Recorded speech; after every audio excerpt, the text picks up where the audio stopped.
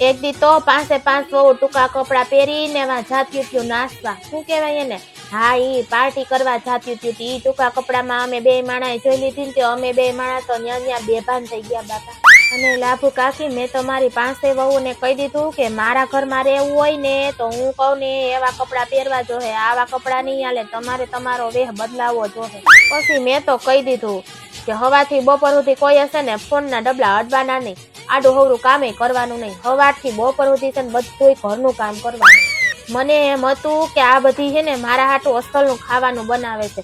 એક દી હોટલનું બિલ મારા હાથમાં આવી ગયું ને તો મને ખબર પડી કે આ ખાવાનું બહારથી મંગાવીને મને ખવડાવે છે. પછી મેં તો બધુંને બોલાવીને કીધું કે આ બધું શું છે, આ તો બધું ખાલી થઈને થેલા ભરી લીધા. હા ઈ કે અમે જઈશી પિયર. અરે બાપા અત્યારની વહુને તો રાણા ને કાણા કહેવાતા નથી કાંઈ બાપા.